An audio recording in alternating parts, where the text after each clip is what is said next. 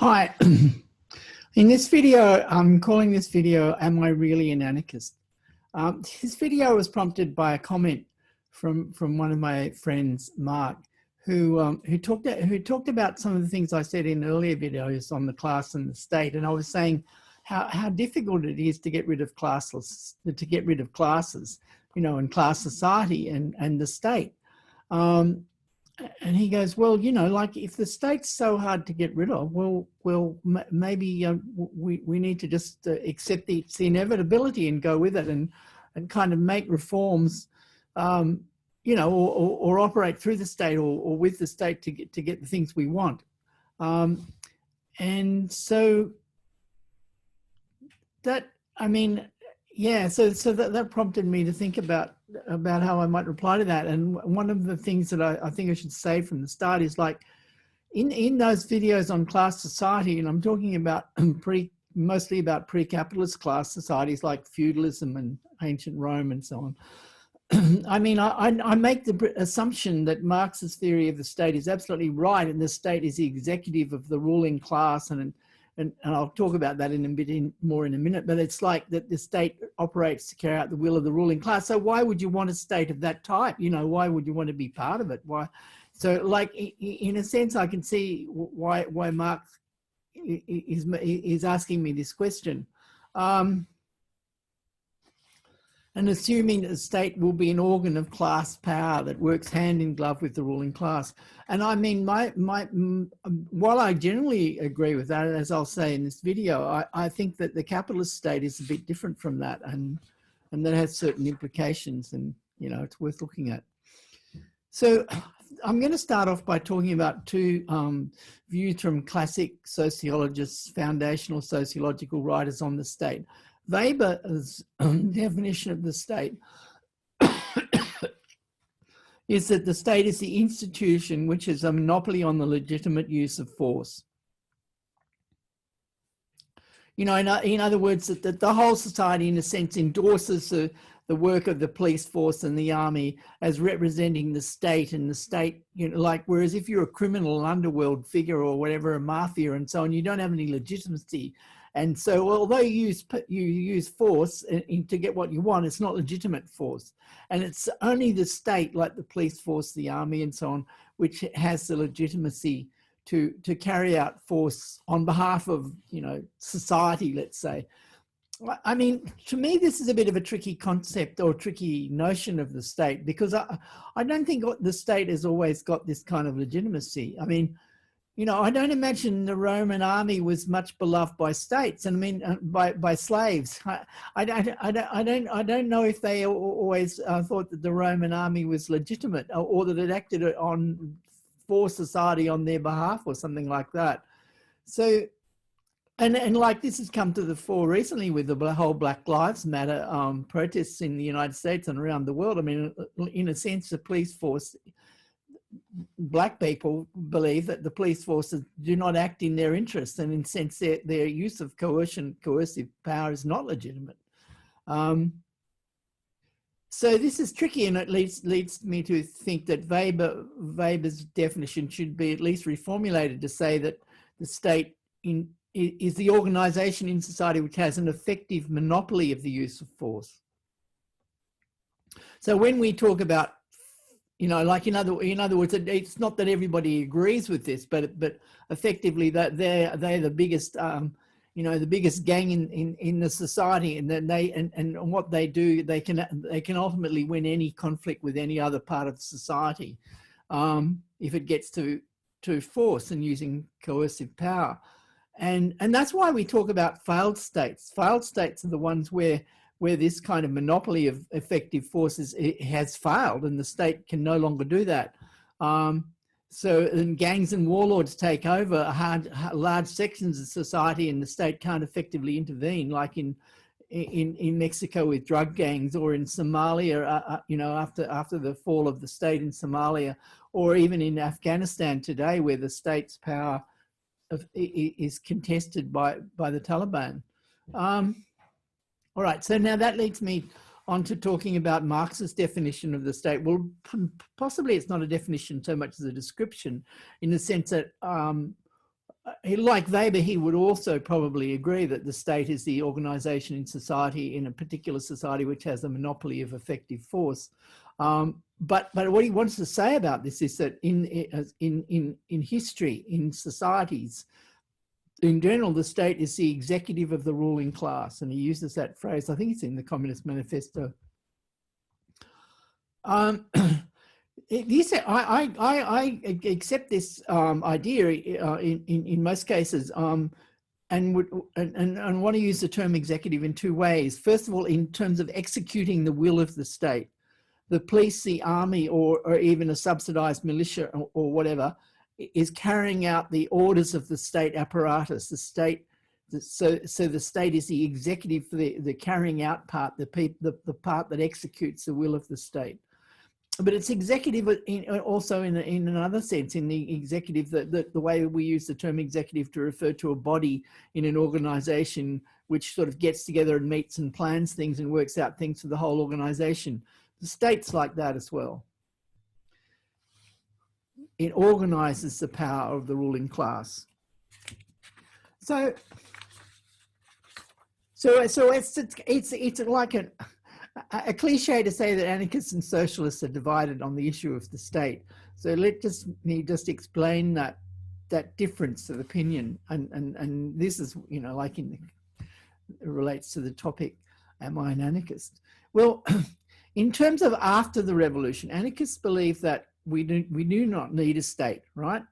That federations and networks of workers, collectives and communities will agree to what has to be produced and produce it, and then agree to how to distribute it to various people in society and so on. And we can think of these as sort of, if we believe in a sort of non-monetary anarchism, as I do, then this is in the form of compacts or agreements to provide gifts or promises to provide gifts.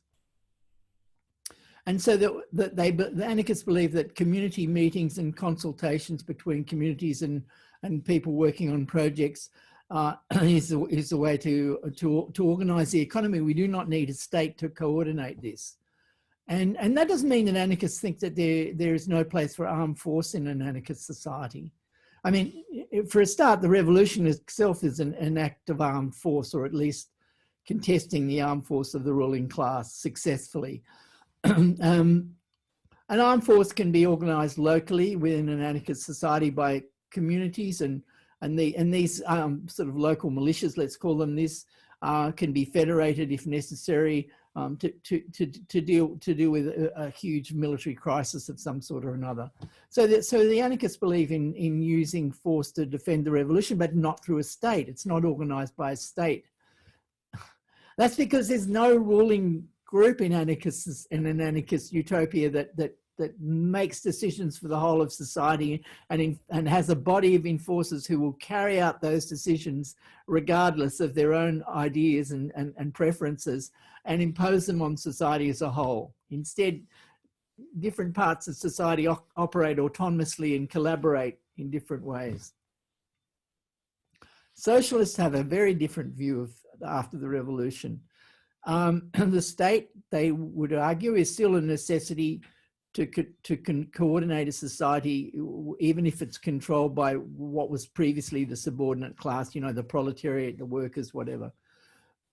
And first of all, it's necessary to coordinate armed force to resist capitalists and their allies and their armed forces, you know, like, you know, a civil war, if you like, at the beginning of a revolutionary transitional process. That they organize, and they think that a state is necessary to plan production, you know, like, in other words, they talk a lot about the environmental crisis, eco-socialists do, and how we need central planning to solve this. We can't, and even global central planning to solve these problems. We can't expect every individual part of the world to kind of make decisions and work this out. And they also believe that the state's necessary to ensure fair distribution and sustainable outcomes, that in a sense the state oversees the economy and makes sure that that things are being done and regulated to achieve environmental outcomes and to achieve fair distribution, so that that ordinary people get a fair share of the wealth of society and it's not monopolized by an elite. I'll make a few comments on this. First of all, I tend much more to agree with the anarchists on all of these points. And I think the anarchist position fits much better with Marx's definition of the state as an executive of the ruling class. So in other words, as Marx says himself, if you've got a society which is not divided by exploitation, but divided by a sort of intransigent, inevitable confrontation of interests like class societies are, then why do you need a state to you know, the point of the state is to control the subordinate class. If you don't need that control because the subordinate class is in control, why do you have a state? I kind of agree with that logic. Anarchists believe that coordination can be achieved democratically without the need to coerce an outcome decided centrally. So like, you know, when there's a vast majority who think we should deal with climate change in a particular way, then that majority coordinates itself through media and through personal contacts and associations, but also through organizations of production, you know, like workers producing transport or workers producing energy and so on, coordinate with each other to bring about a situation in which fossil fuels we're transitioning to renewables and we're getting away from the use of any fossil fuels.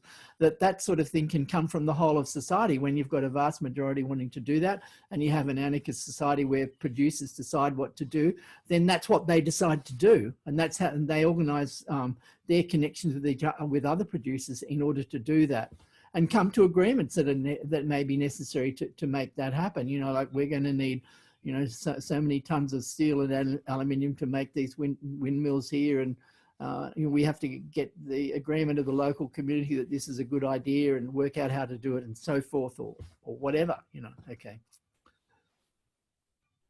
And they also believe that anarchists believe that if we need armed force, like in the sense of a police force, if someone's completely crazy and violent, or in terms of, you know, like dealing with a foreign, you know, invasion or you know, God knows what, the ruling class or something, that we coordinate that through armed collectives of armed people who are supported by their local communities when necessary.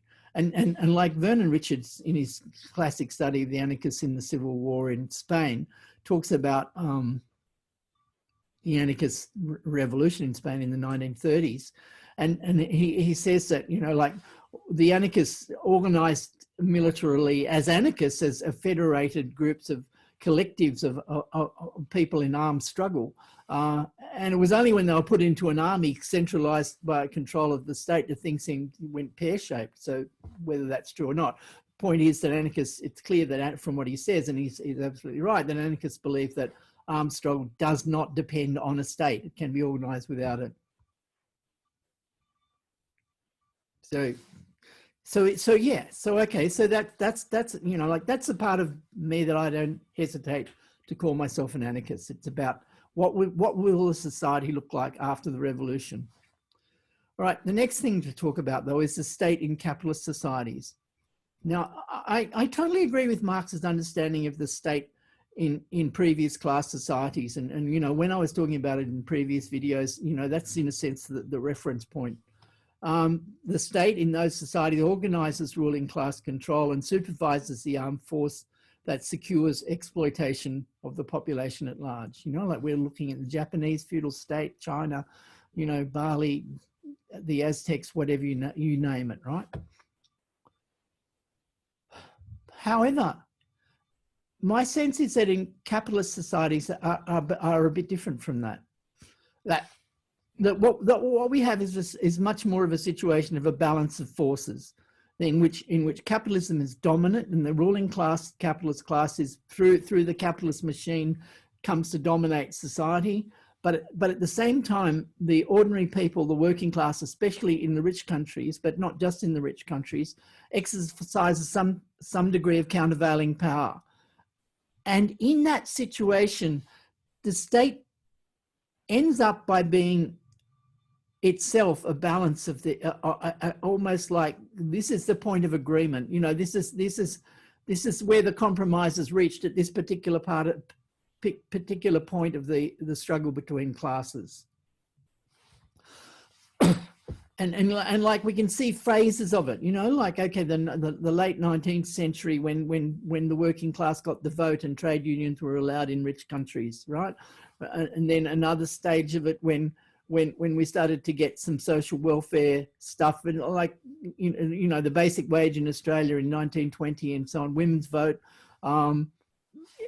you know, there've been, and then the period of the welfare state, starting with the New Deal in America and Roosevelt's New Deal, but also going through to the 50s and 70s, and now with neoliberalism and globalization, yet another phase of where the state acts as a sort of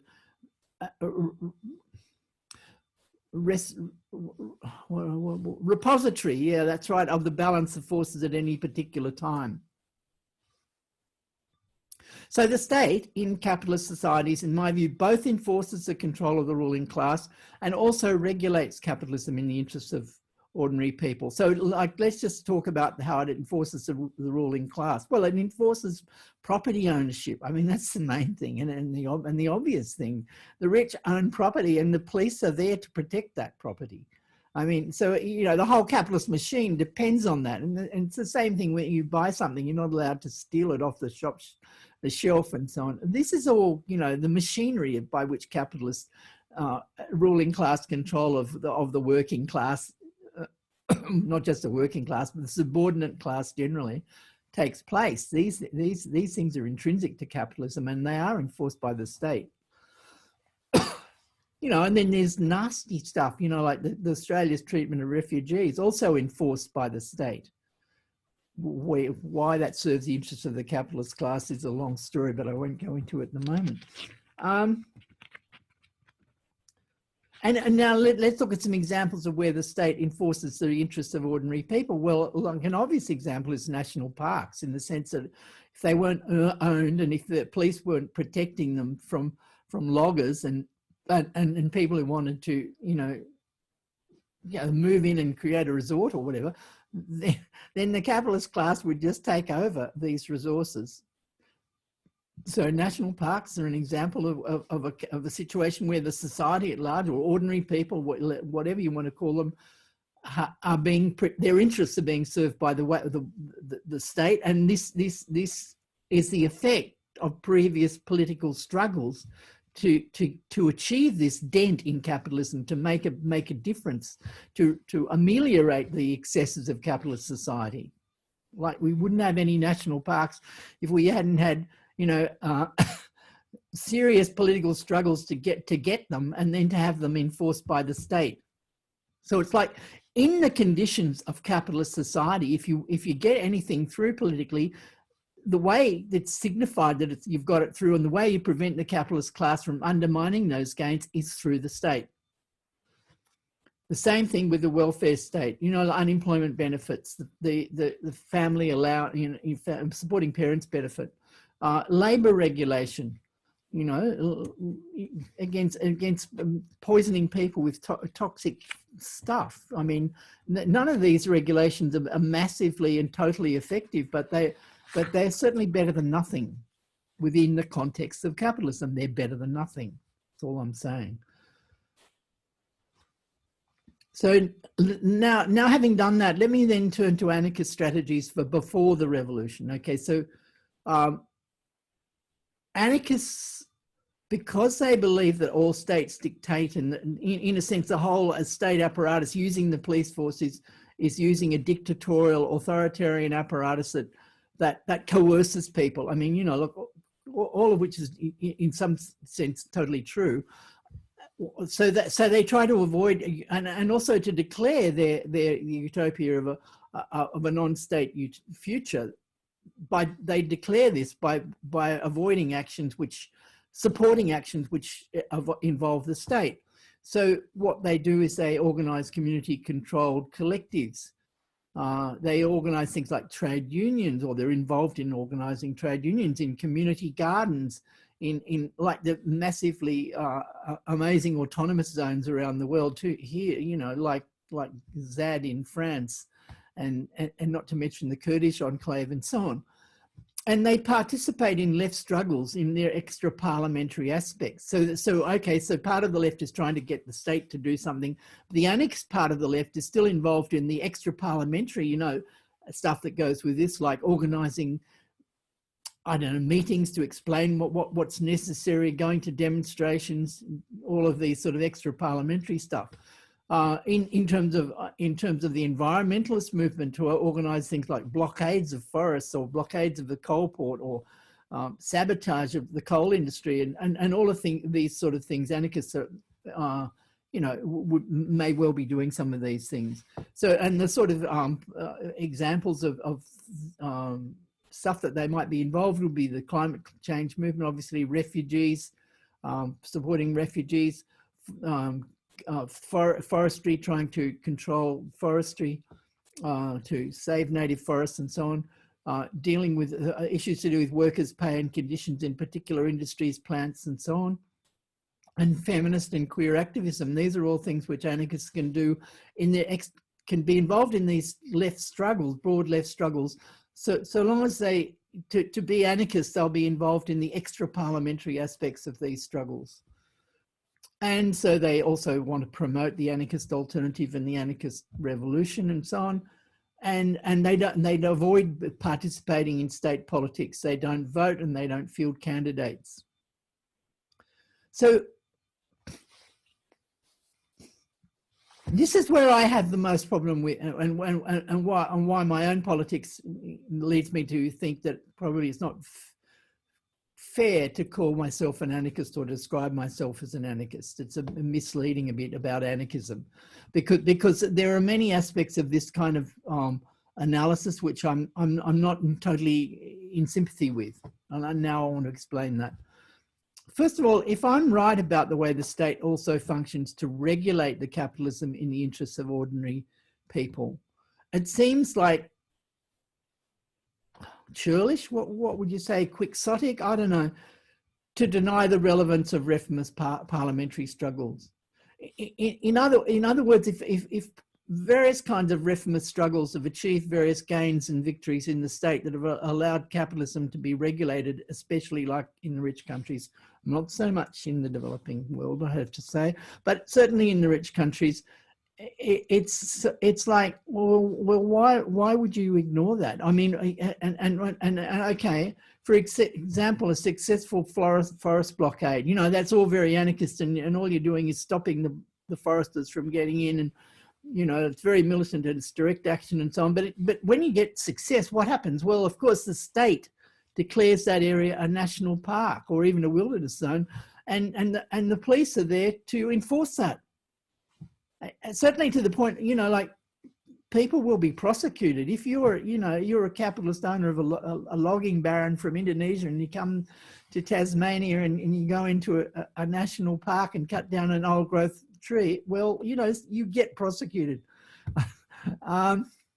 But also, you know, things like Julia Gillard's carbon tax, which, you know, didn't achieve a lot, but nevertheless did achieve something, and certainly was successful as a state reform. State subsidies for renewables. And these are the kind of things that Mark's thinking about. So when Mark asked me this question, he says, Terry, you know, how come you're not supporting, you know, working through the state and with the state? He's thinking of these kind of reformist struggles. Let's expand these, you know, and this is a really common project of environmentalists at the moment, and the environmentalist left, is to expand the sphere of control of capitalism and regulating capitalism. Look, we've done this, we've done this, we've done that. Fishing quotas in New Zealand, you know, bans on old growth forestry in Australia. No. Why not move on to, you know, the ending fossil fuels, and you know, like the sky's the limit. And all right, and for me, of course, a tricky issue is the lockdowns. You know, like it's very hard as an anarchist to go, oh, these lockdowns are an example of state policy, and consequently I oppose them. But actually, you know very well that the health of Australians has been massively assisted by these lockdowns, which of course are awful in many ways, and they're certainly enforced by the police. And there are many things that the state has done in pursuit of dealing with COVID that you know would make an anarchist's hair to stand. I mean, like police blockade of the tower blocks of the most marginalised people in Melbourne, you know, like they're suddenly surrounded by the police. What an appalling thing to do. But I mean, apart from, you know, these things aside, the lockdowns in general, they're hard to oppose. I find them hard to oppose. I certainly support them as a general strategy, which has certainly worked. Okay, so this is my compromise position. I vote myself. I occasionally hand out how to vote leaflets for the Greens. So in other words, I'm supporting some reformist state action in behalf of that. Personally, I'm more of an anarchist, so I don't engage in parliamentary activism myself. I'm not a member of any party, and I'm not likely in the conceivable future to become one. But I understand why some people are doing this, and I appreciate their efforts. You know, I'd be mad. I go to a dog park that was created by my cousin who was mayor of Brunswick for a while. I mean, you know, like, excuse me. So I all power to her elbow. That was an amazing thing to do. I don't believe it would be possible, but the part of me which remains like the anarchist part, if you like, is that I don't believe it would be possible or necessary to maintain a state after the revolution. I'm going to talk about this more later. And most of my political work is the classic anarchist strategies that I've talked about before. You know, like I'm mostly involved in permaculture, or insofar as I'm involved in demonstrations, I go along with Riff Raff, which is a pretty anarchist group, and we support various causes like refugees and so on. You know, and look, you know, education, huge stuff, obviously, in my life. Anyway.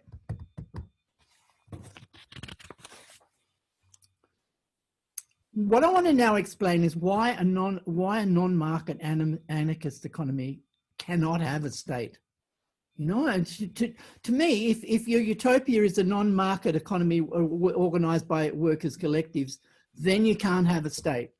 And what I'd also be saying to environmentalists is, without that kind of, you know, participatory management of the economy, you're not going to get an end to environmental problems, because what environmental problems are premised on, or come out of, or a large part, is the market economy. One thing, the competition to produce more and get more sales and so on. One, and two, they come out of people's alienated labour. In other words, people have terrible time at work, and then they compensate themselves with buying stuff. So I think a non-market economy is really important for environmentalists, not just for socialists, if you like, or people interested in social justice. All right, so now, oh, sorry, that was a bit of a preamble. Here we go. So why a non-market anarchist economy cannot have a state?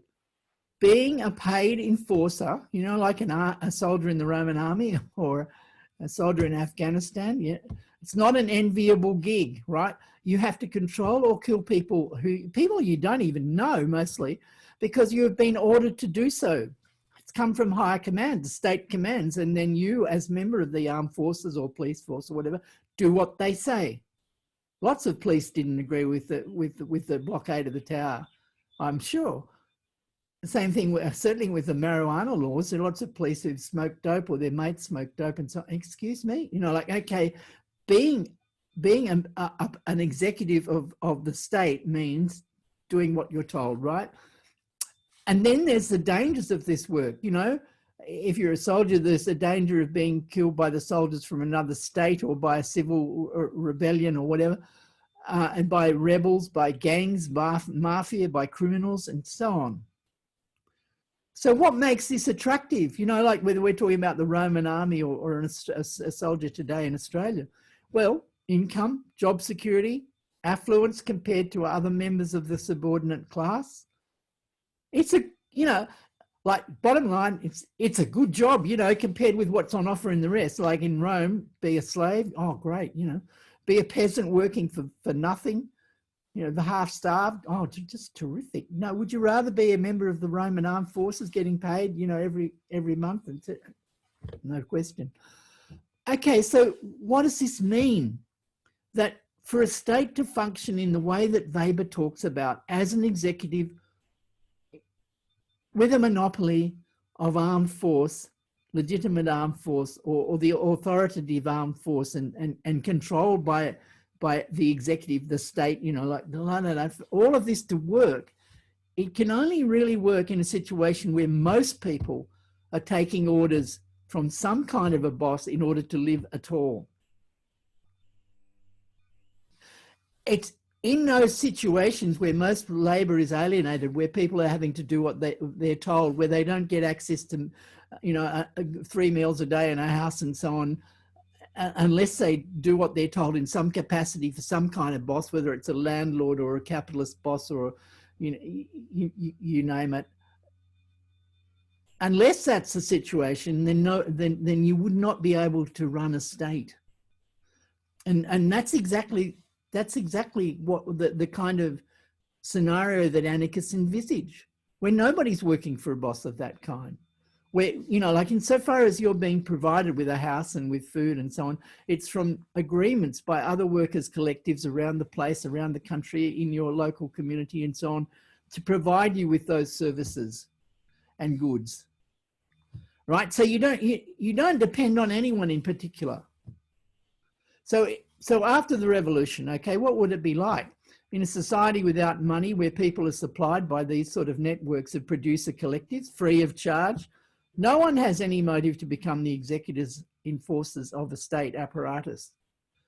If you tried to set one up, you know, or, you know, we need a state after the revolution, you know, let's get it going and so on, what would happen? The minute the soldiers or the police were given orders that they didn't like, they'd go, oh, why am I doing, excuse me, remind me why I'm doing this, because I don't need to be doing this. I could be out of this organization, this supposed police force, post-revolutionary police force or post-revolutionary army, and I'd still be being supplied by my local community or village or on the various people who are producing things for me.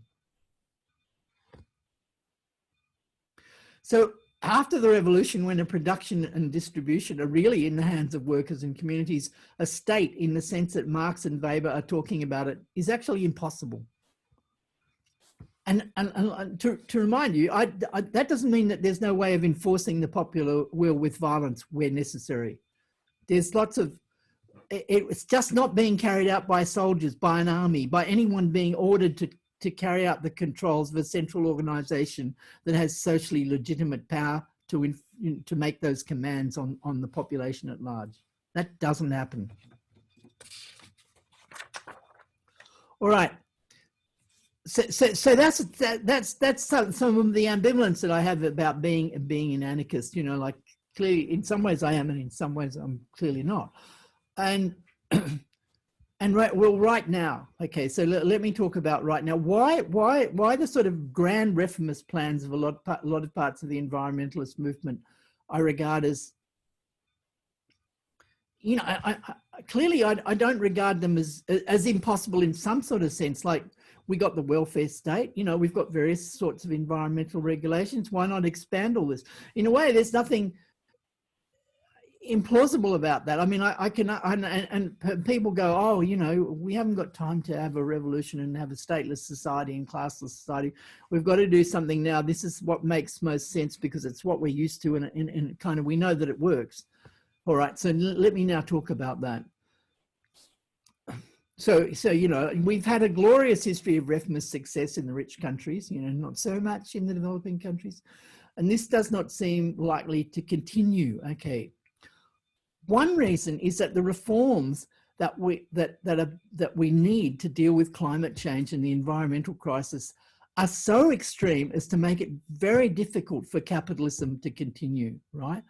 And like I said in the last video, we're going in two different directions. One is we'll have a successful anti-capitalist revolution, and the other one is that capitalism will sort of hunker down and consolidate and become more and more feudal in its structure, with a small elite getting all the wealth and the rest of the population but virtually starving. So in a sense, there's no reformist way out of this conundrum. The kind of things that you might do for a grand reform that's going to solve environmental problems are also the kind of things that would make the capitalist class disintegrate. and it's not because of one thing or another, it's because of the multiplicity of things. You know, like on the one hand, what you're doing is reducing the reason for people in rich countries to continue to consent to capitalist power, to the power over their daily work and this kind of thing, because you're reducing their affluence. You've got to reduce their affluence constantly because we can't use that amount of energy. Then another thing, okay, it's all very well to think about what we might do, you know, to get 100% renewables in rich countries. Oh yeah, you know, what a pipe dream. But two things about that. One is, in order to prevent the developing countries, where in fact a lot of the production now takes place, like China and India and so on, from continuing their industrialization and dealing with the problems they're having with their insubordinate massive population and so on, they want to industrialize and use fossil fuels because they're the cheapest. We would have to massively subsidize that. Okay, so what does that mean? It means that if the rich countries start behaving in this way, putting vast amounts of, it's not capitalism, mate. You know, it just isn't. It's like, no, that's not how capitalism behaves. You know, suddenly the market's gone out the window, and we've got vast funding and distribution of really important products, you know, like solar panels, wind power, you know, technical assistance and so on, going to the developing world. And not get for nada, you know, just free of charge. Guys, you take it, you know, like, ooh, is that capitalism? I don't think so. So in a sense, I think it's like the grand reformist strategy is either such a huge ask that it leads to the demolition of capitalist power and the effective ending of capitalism. Yeah. Or we have a revolution anyway, you know, okay. The other reason why I don't see much future in the sort of grand reformist vision is that globalization makes it very difficult for individual countries to move in this direction. Because if we're thinking, all right, let's just expand the state, we'll just continue the market economy, we'll just continue with most people working for a job and it won't be any different to, you know, the supporting parents benefit really, but just a bit more extreme. The problem is that that it's so costly and so expensive and so much of a change in the way the economy works and so on, that the rich will respond with capital flight. They'll just take their money and run. Right? Everybody knows that, right? It's like, you don't think those political elites in Canberra don't know this? They know that like they're, you know, back of their hand. They're massively well aware of this. And so whatever they say, and I mean, I'm thinking of people like Joe Biden's and even Jeremy Corbyn and, you know, and certainly, you know, Albanese for our Labor Party and so on. When they say, oh, you know, we're going to have a Green New Deal, you know, yeah, up to a point, but really, at the end of the day, they know that their sphere of operation is very limited. They have to get a population on side who's already being exploited by wage labour and massively annoyed by that, and then persuade them to massively drop their living standards to pay for all this extra stuff.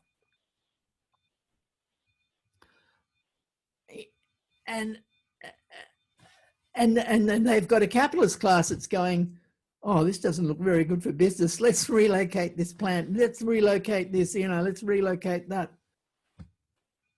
It's like, I can't see it. In other words, I think you need to get to the population to the point where they're prepared to accept really drastic change. And to me, that's the point at which the population also goes, we're over this being ordered around at work stuff. Yeah, just forget it. You know, like, we can organize this ourselves. We don't need all this money, market and bosses and all this stuff. It's just stupid. We can negotiate this between ourselves. We don't need any of this. You know, I think the political push to make these grand reforms happen depends upon a kind of state of mind of the population at large, which is completely incompatible with the continuation of the state, capitalism, the market economy, and so on, wage labour, and so on. So I'm going to finish this now. Thank you.